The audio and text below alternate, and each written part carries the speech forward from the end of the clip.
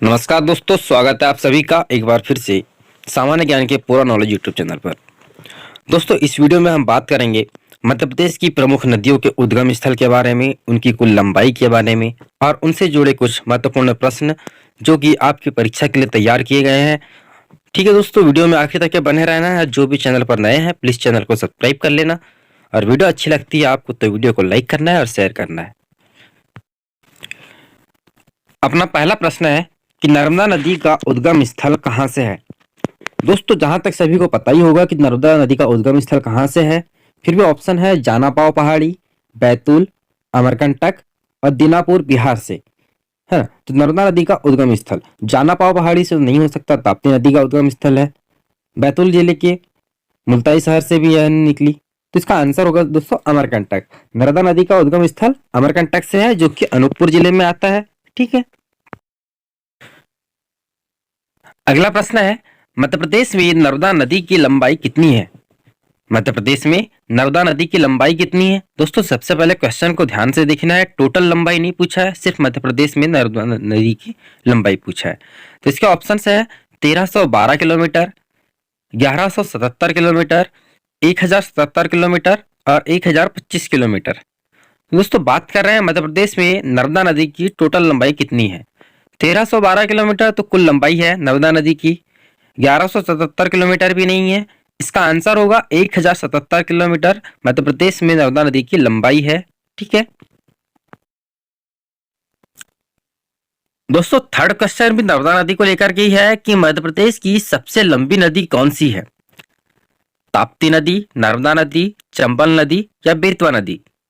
तो मध्य प्रदेश की सबसे लंबी नदी नर्मदा नदी है। नर्मदा नदी को लेकर की है 3 क्वेश्चन हो गए हैं जो कि बहुत इंपॉर्टेंट है।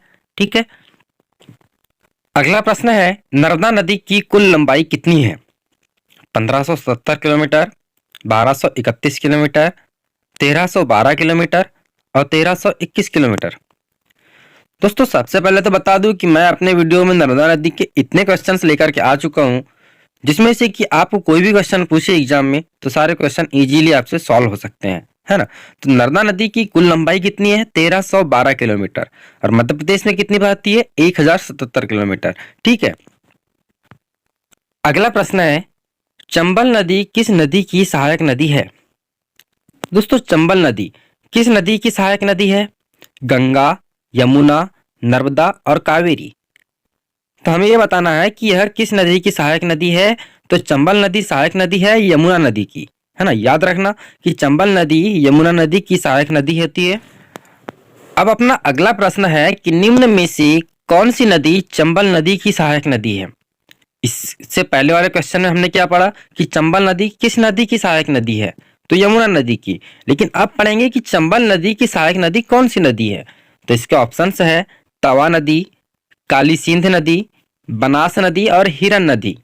दोस्तों, चंबल नदी की सहायक नदी, चंबल नदी की सहायक नदी है काली सिंध नदी, है ना। याद रखना है कि चंबल नदी स्वयं नर्मदा नदी सॉरी यमुना नदी की सहायक नदी है और चंबल नदी की सहायक नदी है काली सिंध। मध्य प्रदेश राज्य के बैतूल जिले की मुल्ताई से किस नदी का उद्गम हुआ है। मुल्ताई शहर से किस नदी का उद्गम स्थल हुआ है। नर्मदा नदी का, सिंध नदी का, क्षिप्रा नदी का या ताप्ती नदी का। दोस्तों, क्वेश्चन है कि बैतूल जिले के मुल्ताई शहर से किस नदी का उद्गम हुआ है। तो इसका आंसर होगा ताप्ती नदी। ताप्ती नदी का उद्गम हुआ है बैतूल जिले के मुल्ताई शहर से, याद रखना है ना। नेक्स्ट क्वेश्चन है कि मध्य प्रदेश की जीवन रेखा किस नदी को कहा जाता है। वैसे सभी नदियां जिस क्षेत्र से प्रवाहित होती है वह उस क्षेत्र की जीवनदायिनी कहलाती है। उसी प्रकार मध्य प्रदेश की जीवन रेखा किस नदी को कहा जाता है। नर्मदा नदी, यमुना नदी, ताप्ती नदी और चंबल नदी। दोस्तों, मध्य प्रदेश की जीवन रेखा कहा जाता है नर्मदा नदी को। हाँ, नर्मदा नदी मध्य प्रदेश के अधिकांश जिलों में से होकर के बहती है, इसलिए मध्य प्रदेश की जीवन रेखा कहलाती है नर्मदा नदी। अब अपना नेक्स्ट क्वेश्चन है कि कपिलधारा जलप्रपात किस नदी पर बना हुआ है। तो कपिलधारा जलप्रपात किस नदी पर बना है। चंबल नदी पर, सोन नदी पर, ताप्ती नदी पर या नर्मदा नदी पर। तो दोस्तों कपिलधारा जलप्रपात बना है नर्मदा नदी पर, है ना। कपिल मुनि के आश्रम के नाम पर कपिलधारा जलप्रपात रखा गया है और यह बना है नर्मदा नदी पर। दोस्तों नर्मदा नदी से बहुत से क्वेश्चंस है, बहुत से क्वेश्चन बन के तैयार होते हैं और मैंने लगभग सारे क्वेश्चंस आपसे क्लियर करा दिए हैं, तो जो कि आपके एग्जाम के लिए बहुत ज़्यादा इंपॉर्टेंट है। तो हर एक क्वेश्चन को ध्यान से सुनना है, ध्यान से देखना है, जिससे कि आपके एक छोटा क्वेश्चन भी बहुत इजी से क्लियर हो सकता है। नेक्स्ट क्वेश्चन है कि मध्य प्रदेश की दूसरी सबसे बड़ी नदी कौन सी है। क्वेश्चन को एक बार फिर से रिपीट करते हैं कि मध्य प्रदेश की दूसरी सबसे बड़ी नदी है। इसके ऑप्शंस है तवा नदी, काली सिंध नदी, चंबल नदी और पार्वती नदी। दोस्तों मध्य प्रदेश की दूसरी सबसे बड़ी नदी है चंबल नदी, है ना। याद रखना है कि मध्य प्रदेश की दूसरी सबसे बड़ी नदी चंबल नदी है।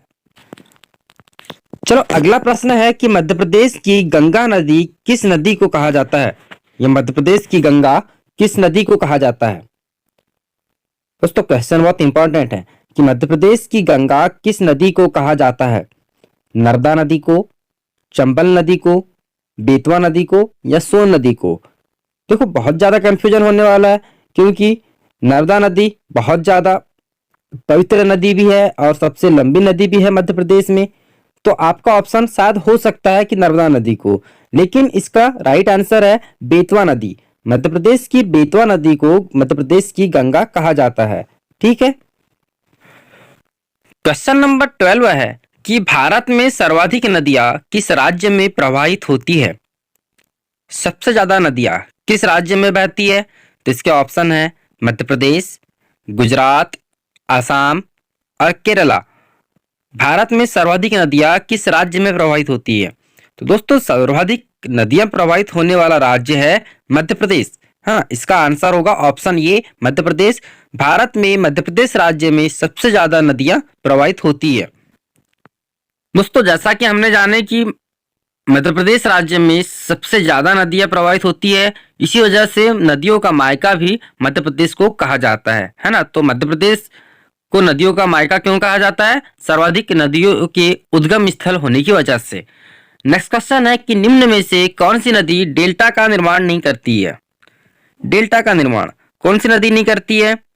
इसके ऑप्शंस है चंबल, सिंध, सोन और ताप्ती। तो दोस्तों डेल्टा का निर्माण नहीं करने वाली नदी कौन सी है। तो यह नदी है ताप्ती नदी, है ना। इसका आंसर है ऑप्शन नंबर 4 ताप्ती नदी। मध्य प्रदेश में या ताप्ती नदी कभी भी डेल्टा का निर्माण नहीं करती है। मध्य प्रदेश का अमरकंटक कुल कितनी नदियों का उद्गम स्थल है। यह कहने का तात्पर्य यह है कि अमरकंटक से कुल कितनी नदियां निकलती है। तो इसके ऑप्शंस है 2, 3, 4 और 5। तो मध्य प्रदेश का अमरकंटक कुल कितनी नदियों का उद्गम स्थल है। तो इसका आंसर होगा 3 नदियों का, है ना। नर्मदा नदी है, जहिला नदी और एक अन्य नदी है जो कि अमरकंटक से निकली है। अगला प्रश्न है राजघाट बांध किस नदी पर बना है। दोस्तों राजघाट बांध किस नदी पर बना है। इसके ऑप्शंस है ताप्ती नदी, बेतवा नदी, चंबल नदी और तवा नदी। तो बात करें राजघाट बांध की, यह किस नदी पर बना है। बेतवा नदी पर, है ना। याद रखना है कि राजघाट बांध बेतवा नदी पर बना हुआ है।